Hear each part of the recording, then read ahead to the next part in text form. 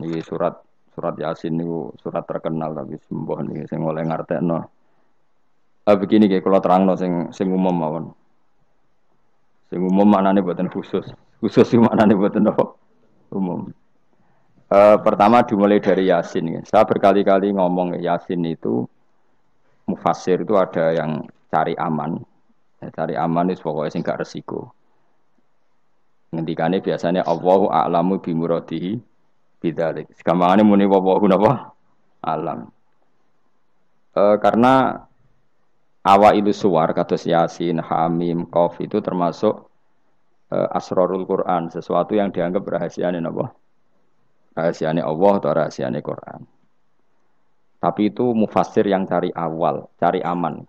Tapi saya berkali-kali ngematur sebetulnya ada solusinya yaitu istiqmal.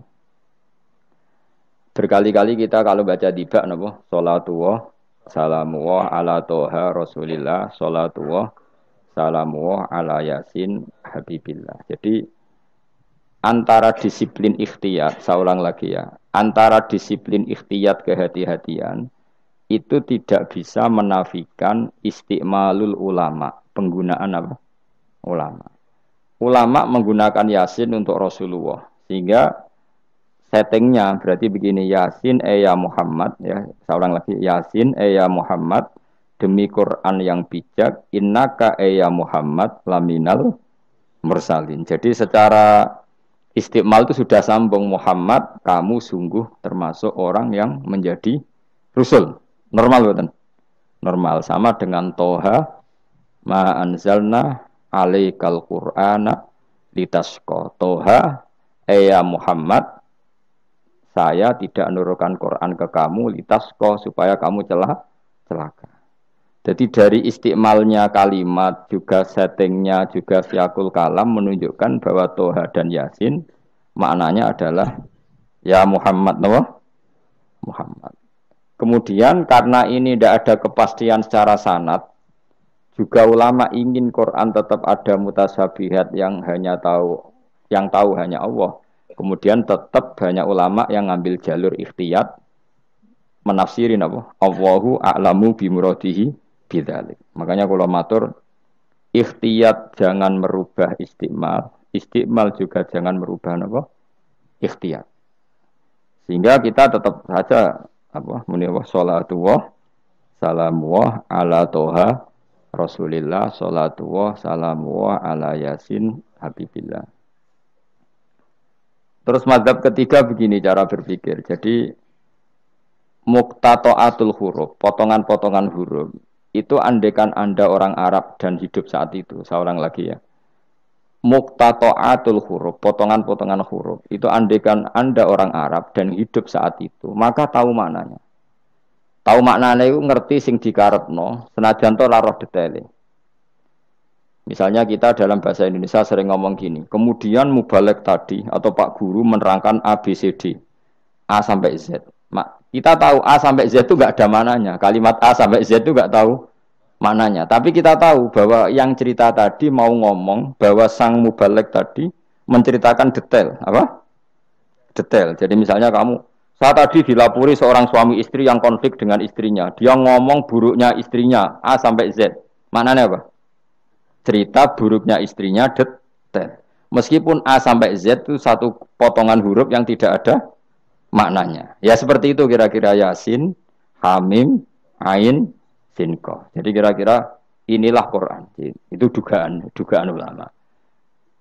Nah, kepentingannya ulama hanya satu, jangan sampai ada orang yang protes kalau Quran untuk memahamkan orang, kenapa ada huruf-huruf yang tidak memahamkan? Sehingga ulama di kepentingan, tentu kepentingan yang baik, supaya ada analogi. Analogi itu kiasan bahwa seperti itu mungkin. Kayak kita ngomong tadi, saya punya teman cerita istrinya A sampai Z. Itu maknanya apa? Cerita detail. Sementara A sampai Z ya tetap potongan huruf yang tidak ada maknanya. Jelas ya? Jelas tenan to. Ojo kok pepeh kowe malas berpikir terus Yasin Allahu a'lam ora roh. Lan aku yo ora roh gak Yasin tok sak teruse yo ora roh. Paham? Gayamu ora roh Yasin tok. Kalau Yasin hanya Allah yang tahu. Memangnya kowe roh liyane Yasin. Ya saya tak bedheki ayo. Wakilal yawmanan sakum kama nasitum liqa ayyamikum hadza ayo artine kan. Kan ya padha ngene wallahu alam. Anak gue super wallahu alam. Ora kudu apa? Yasin. Oh, modelnya nak goblok untuk justifikasi, modelnya untuk Tunggal nasibnya orang gak ada yang tahu. Ya masuk gue tak takut halal haram juga. Nah, potongan roh itu bakat, nopo? Bakat. Saya ulang lagi ya. Jadi pentingnya ya di Yasin, Toha. Tapi kalau siakul kalamnya itu tentang Rasulullah, yaitu tadi Yasin dan Toha, tentu saya milih Kanjeng Nabi. Karena terusannya innaka laminal mursalin dan dalam Toha ma anzalna alaikal Qur'ana litasqa. Terus keempat, tadi saya sudah mengatakan 3 ya. Bariki sok ngalim keren tenan. Keempat, ben sampeyan sing di pondok ke darani murid temalim, senajan to copy paste pokoke mbembo. Mbembo alim. Keempat kemungkinannya begini. Bahasa Arab itu kan ada abajadun hawazun khatoyakun. Lamun ini siapa lagi? Ayo jajal abajadun hawazun khatoyakun. Lamanun sa'afasun korosun tasarwuda. Kowe cek hafal. Pokoknya A berapa? Wirohin. Ji, sing dukun kan abajadun terus ditulis ning haikal. Iku nak rambut keriting langsung lurus kan. Terus apa? A piro? 1 ba 2. Ayo terus no. 0102 terus. Abaja. Gak terus nak tok berarti bro. Abajadun hawazun. Abajadun hawazun hato. To berarti 9. Ya, hato ya 10 ya. Kun 20. Terus sing hal hato ya kun anun sa'ab abajadun berarti biro papat ya abajadun 5 ini oh berarti mau biro tok 9 ya tok 9 5 leres gitu kok mamang lho Mustafa mesti menang bab hitung-hitungan dene menang dan aku tawakal langsung gelem den berarti tok itu 9 ya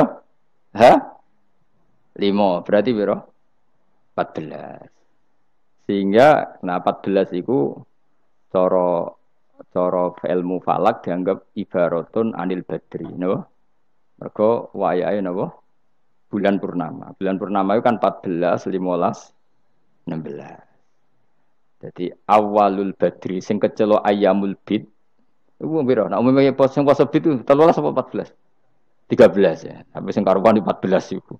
14 15, 16. Nah karena Nabi itu adalah badrun ibarat rembulan terus dianggap aja toha itu 14. 14 itu berarti awalul badri. Mereka tamamul badri itu 14 kalian pinten 15. Nah, iya terus ana ulama sing carane mengkaitkan toha maknane Kanjeng Nabi mereka anta badrun anta samsun.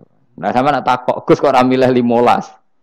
Iku sirinya gini, jadi tanggalan itu sing 14 mbek 15 sak mukhtalaf ale. Engko anggere nasibe 14 ana sing darani 15. Sing 15 nasibe ana sing darani 16 atau 14. Mergo bulan itu mesti mukhtalaf ale. Tapi jelas kalau awal apa? Mudawwar, awal apa?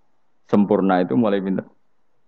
Sekawan welas. Mulane sekawan welas 15, 16 mulai jumbo. Jumbo itu kaya 14 ya mirip 15, 15 ya mirip 16. Paham ya? Terus ada yang cara ngitung itu begitu. Makanya ketika Nabi baca Hamim, Ain, Sin, Qaf itu orang Yahudi kaget. Ama aka ya Muhammad asqalu min hadza. Apa kamu masih punya ayat-ayat yang lebih dahsyat ketimbang ini? Terus dihitung Bung Yahudi. Hak berapa, mem berapa? Hadihi umru ummatika. Ini hitungan nanti umur umat kamu sekian. Umur dunia kada sekian. Jadi makanya selalu ada yang berani menafsirkan apa? Awailus suwar. Tapi itu kaul-kaul yang tentu tidak pakem. Nah, sing pakem mesti bener ya wallahu alam. Lah kowe iku makome milih sing paling mesti bener. Dadi makome dhuwur, paling bener ya paling goblok mau. Dadi paling bener Mergo nyatane ora Yasin ya kowe ya wawahu. Alah, gayamu koyo ora roh Yasin tok. Liyane Yasin ya ora roh. Nah, jadi kowe tak takoki piye cung artine Yasin bahwa alam Gus. Bareng tak takoki awalam yarul ladzina kafaru annas samawati wal ardu kanata ratqan fafatahum majabe ya wallahu a'lam. Jadi kowe iku super wallahu a'lam. Mulane apa swayang mbek kowe. Saking sayange goblok diterusno mergo wis sayang pangeran. Jadi ora perlu pinter. Mergo nak pinter malah menurut akal saya. Iku mari sombong. Atau digoblokno terus muni wallahu a'lam. Mulane sing rido, paham nggih. Timbang pinter ku mau luhur atau goblok sopan. Sombong dosa, sopan iku apik. Berarti goblok apik. Lah aku bila sampean orangnya yakin ya.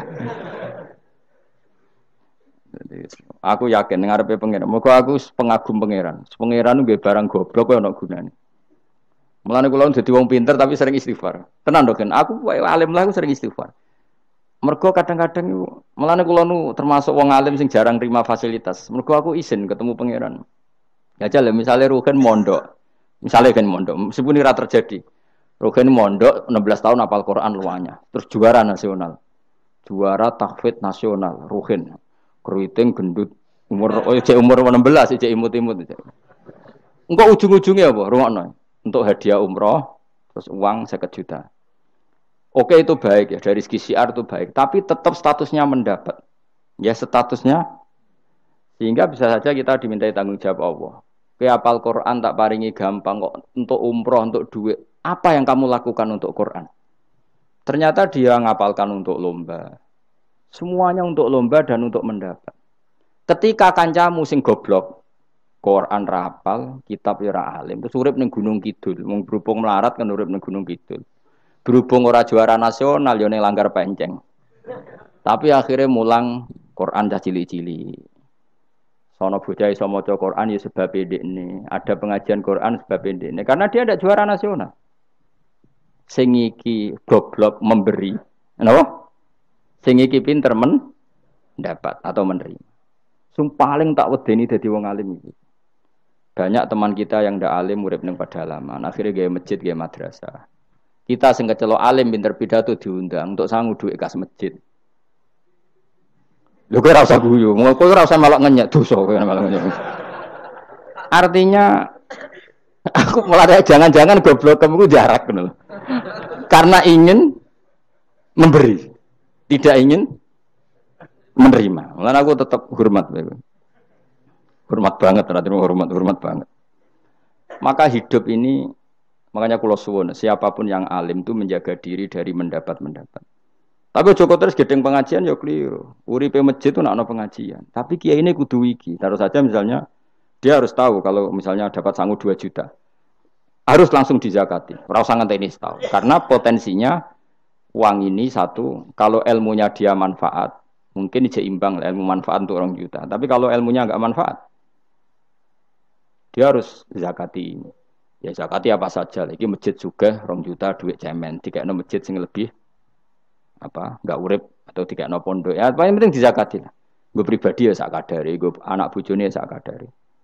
Sehingga ulama dulu kalau zakat itu ada yang sampai 50%, ada yang sampai 2/3 persen. Makanya Saiban Ar-Ra'i ketika ditanya, zakat menurut kamu berapa? Saiban Ar-Ra'i, ya zakatnya wong khawas ta wong am?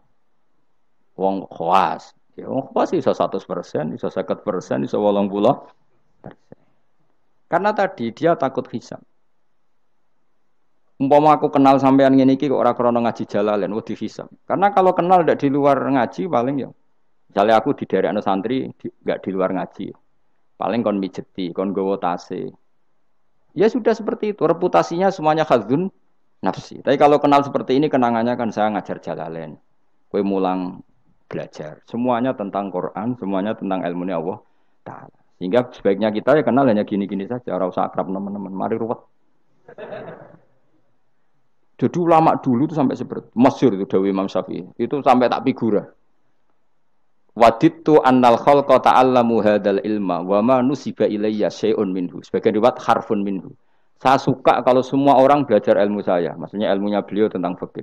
Tapi tidak satu pun dari ilmu itu dinisbatkan ke saya. Jadi intinya Imam Syafi'i ingin orang itu belajar halal haram, belajar caranya haid gimana, basuh haid itu piye, nak tolak piye, iddah piye. Kemudian nggak perlu kenal saya kata Imam Syafi'i. Karena dia yang diinginkan adalah semebare ilmu Allah Subhanahu wa taala. Orang kok terus dimenet umat sakmene nak nggih rombongan wali songo selisih piro. Lha iku mergawe jenenge napa? Tapi misalnya rano sing mergawe ya rano sing ziarah, jadi repot zaman akhir.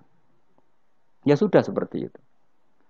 Makanya kalau ini cerita ya, ulama itu orang paling tersiksa karena tadi kalau dia ngomong semuanya adalah wallahu a'lamu bimuradi bidzalik, problemnya pertanyaan itu.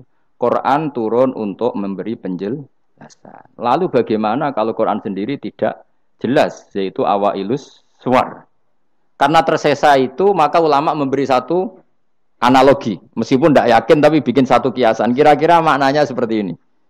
Ya saya tadi punya tamu yang cerita jeleknya istrinya, cerita A sampai Z. A sampai Z itu nggak ada maknanya, tapi kamu tahu kan maknanya. Nggak ada maknanya, tapi kamu tahu maknanya. Maknanya apa? Detail. Paham ya? Nah orang Arab itu tahu. Andaikan kamu orang Arab hidup saat itu tahu. Quran itu begini, hamim. Dia tahu. Ha itu merujuk apa? Mem merujuk apa? Jelas ya? Tapi tetap saja kita tidak tahu yang semestinya. Sehingga kita tetap ngendikan wallahu alam. Dan itu makom tertinggi. Itu makom sampean semua. Lah saya milih makom sing dek-dekan. Mulane nerangno mau iku makom dek napa? Dek sing makom dhuwur napa? Wallahu alam. Saman milih makom dhuwur tapi gak manfaat. Kalau milih makom dek tapi napa? Manfaat. Kayak tawakal itu makom paling dhuwur. Tapi akhirnya nganggur, klunak-klunuk ning omah. Sing ora tawakal do mergawe duwe karyawan manfaati wong akeh. Ki milih ndi? Jare kancaku, sakjane ora tawakal gitu. Angger gak di toko ora nganggur dhewe. Cuma wong kiai ora ada alasan dadi nganggure, alasane apa? Tawakal. Jelas. Mohon jadi jelas. Jadi ulama itu orang paling tersiksa dalam menganalisis seperti itu. Kalau bilang enggak memahamkan padahal Quran sendiri motivasinya atau tujuannya memahamkan. Sementara kalau faham betul, nyatanya Quran ada ayat mutasyabihat. Jadi saya setengah-tengah ngerti polanya, tapi tidak ngerti detailnya. Apa? Ngerti polanya, tapi tidak ngerti detailnya. Yang nggak ngerti detailnya kita ngomong wallahu alam. Tapi kok ngerti polanya? Piye-piye Quran turun itu lil mubin, lil ibanah untuk memberi penjelasan. Kan nggak kebayang kalau memberi penjelasan, kemudian Quran sendiri maknanya tidak jelas. Ini setengah-tengah. Ya Quran walaqad yassarnal Qur'ana lidzikri fahal mim muddakir. Sehingga ulama mulai dulu tetap ngendikan kalau maknanya Yasin Kanjeng Nabi mergo urutane ya urut tenan. Yasin ya Muhammad misalnya wal Qur'anil Hakim innaka ya Muhammad laminal kan sambung mboten? Sambung kan? Coba Yasin ganti makna ya Muhammad. Wahai Muhammad demi Quran yang agung kamu adalah laminal mursalin. Sambung mboten? Toha misalnya, Toha ya Muhammad ma anzalna alaikal Qur'ana ditasqa. Sambung mboten? Sambung. Makanya mulai dulu ulama berani sholatullah salamullah ala Toha Rasulillah sholatullah salamullah ala Yasin Habibillah. Sekarang kamu pakai makna sing makome sampean tadi, makom wallahu alam. Berarti gini, sholatullah ala Toha ala wallahu alam. Sholatullah salamullah ala wallahu alam. Lho kok sawangane kok kemilah goblok malah pinter. Apa ora milah wis dadi. Nah ya makanya kita warai. Jadi ndak semua ulama cara pandang seperti itu. Jadi setengah-tengah. Ya napa?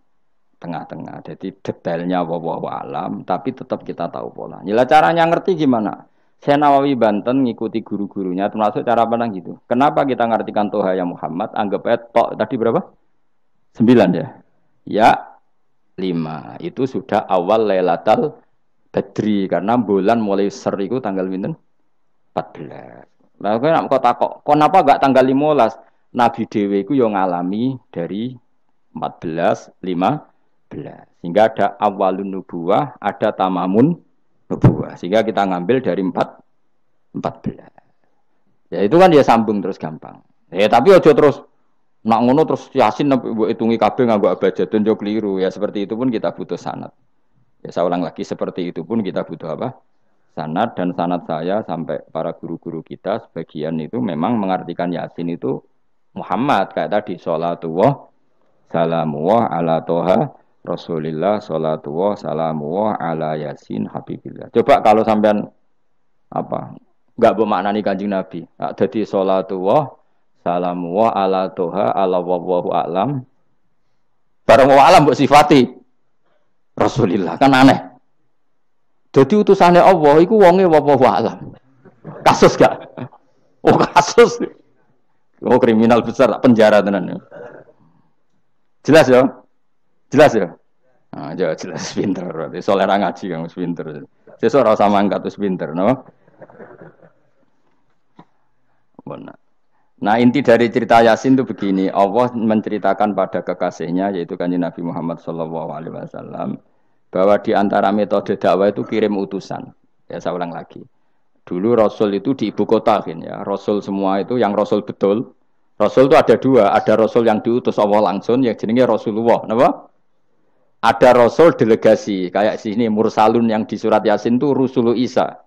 Jadi tidak langsung dapat mandat dari Allah tapi dari Nabi Isa. Yang Isa ini namanya Rasulullah, siapa?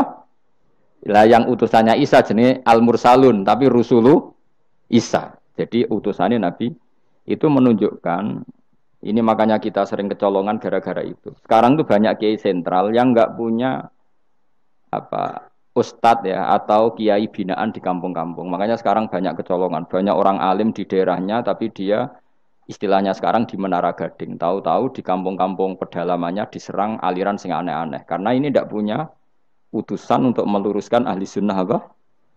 Harusnya enggak seperti itu. Jadi ada Rasul sentral, ada yang didelegasikan ke kampung-kampung tertinggal. Anggap aja niru Nabi Sinten Isa. Kayak Rasulullah juga gitu, beliau di Madinah, tapi Sayyidina Ali Mu'ad disuruh ke Yaman. Kita tahu kan? Mu'ad, Abu Musa al-Asy'ari, Sayyidina Ali disuruh kemana? Yaman. Dan semuanya dapat tugas apa? Basyiru wala tunaffiru. Napa? Basyir apa? Yassiru wala tu'assiru, basyiru wala tunaffiru. Cung nak ke dakwah gawe gampang aja gawe angel. Saiki dakwah kan digawe angel. Apa nerangno ilmu kok ana podium regane 3 juta. Sound system entek 3 juta. Lha nerangno ilmu ora jelas manfaate kok akeh biayane. Aku mulang jalalane 200.000 bontek ora acara bengi iki. Pokok ilmu digawe gampang, apa nerangno ilmu cek repote. Tapi ra nyindir, biasa wae ora usah tersinggung. Apa nerangno ae. Lho tapi nak niati siar ki monggo, tapi aja niati ngaji, ora kasil. Niati ngaji wis ngene iki, butuh ngaji wis. Saya berkali-kali ngaji ya seperti ini. Karena ajarannya apa? Yasiru wala tu'asiru. Gawe gampang. Gawe gampang nerangnone ya gampang, khitobe ya gampang. Masyarakat itu digawe gampang, sing penting ora dosa. Sing penting mboten napa? Riyen Kanjeng Nabi pengen ngaji kadang sahabat yo jek do turu nang masjid. Kadang Nabi nak kesuwen mbek ngenteni yo turu. Aku pengen contoh Nabi selawatan kok dinyek kubu sebelah. Mana ada dalilnya kalau sebelum sholat pujian. Kok ditakoki hadisnya malah repot kabeh. Tapi nak ana wong muni Nabi kok ora dinteni sahabat ning masjid ku keliru. Dhisik sahabat do ngenteni Nabi. Tapi aku ora roh, iku pujian ta ora ya ora roh. Aku ora direkamane. Lha iki senane takok ada hadisnya enggak? Padahal nek ana hadisnya ya ora iso maca. Iku tuwenang yang pede ta kok subhanallah zaman akhir ta apa. Yang jelas sahabat itu ngenteni. Nah gara-gara ngenteni itu keturun. Rai-rai ngene iki nak ngenteni kan keturun. Mulane nak ditakok, dongane iku ngaji apa? Dongane ngaji bismika Allahumma ahya bismika wa amut. Iku dongane ngaji. Ana sing protes, "Wak dongane tiyang turu, Pak." Ya iya nak ngaji iku turu. Mulane takoki dongane ngaji apa? Bismika Allahumma ahya wa bismika wa amut. Mergo agar ngaji turu. Tapi ini kisah nyata, ana wong alim mubalek ngomong ngono protes. Pak Yai, saya ini orang alim, banyak hafal hadis. Gimana? Tidur pengajian itu sunat. Wah, kaget gini wong alim tenan. Wong alim tenan, wong kanca kula, sing protes iki kanca kula alim. Ya tak warai dhisik, saiki pinter wis. Protes. Kenapa kok sunat? Kata Pak Kiai pengajian itu pertamanan surga. Di mana-mana pertamanan bikin orang ngantuk. Wah, kiai nak merapat pengajian, datanglah ke pertamanan surga. Di mana-mana orang di pertamanan itu ngantuk, ngantuk. Makanya anggap saja yang tidur itu ya di pertamanan surga. Tapi orang untuk ilmu jenenge turu. Jadi mulane kula nu dadi kiai wis lega atine. Sing ngrungokno ya monggo, sing turu ya monggo santai mawon. Ilmuku cukup untuk menganalisis itu. Jadi ilmu saya cukup untuk menganalisis itu. Kalau terang malih ya. Jadi Rasul itu semuanya di pusat kota. Makanya ada litung tiro ummal qura. Ya, semua Rasul itu di pusat kota. Ora oleh Nabi kok wong desa. Tapi desa-desa ini dikirimkan santri-santrinya. Sehingga kita kenal misalnya Sunan Bonang punya utusan Sunan Wijogo. Kalijogo dakwah daerah Sragen, Boyolali sampai Jogja menawa tapi aku ora roh Jogja tenan pura tapi untuk Arwan untuk Solo 3 Boyolali Sragen tapi menawa untuk Jogja barang. Terus Mbah Sunan Bonang punya murid Mbah Soleh yang sampai Sarang misalnya. Itu mulai dulu gitu. Sehingga saya termasuk orang yang bapak saya kandung itu hidupnya itu paling 2 kilo dari makamnya banyak Sunan Ampel, Mbah Ibrahim napa? Asmara Konti. Ya Sunan Ampel itu ketua wali Songo itu punya bapak itu di daerahnya bapak saya. Namanya Ibrahim napa? Asmara Konti. Nah bahasa Arabnya As-Samar Konti. Terus ini punya bapak namanya Jumadil Kubro itu di Mojokerto. Karena logikanya tadi ketika dari mana itu Thailand atau Cempo. Cempo itu ke Thailand apa Myanmar? Apa Kamboja? Kamboja. Tapi sakjane rapati Kamboja. Kowe kok roh nek iku Kamboja ora roh. Moke Cempo lah. Ya kalau enggak Kamboja ya Thailand. Atau kubu sebelah, angel teman redaksi ini. Daerah sebelah maksudnya daerah sebelah. Angel nerang wong sufi angel.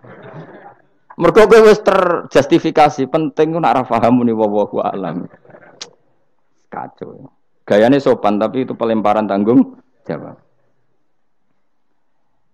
Nah, dugaannya para sejarawan, saya termasuk yakin yang versi ini kan beberapa sejarawan itu kan macam-macam. Ono sing nulis buku profesi, biasanya rapati paham. Umpamanya nulis itu profesi bentuk royalti.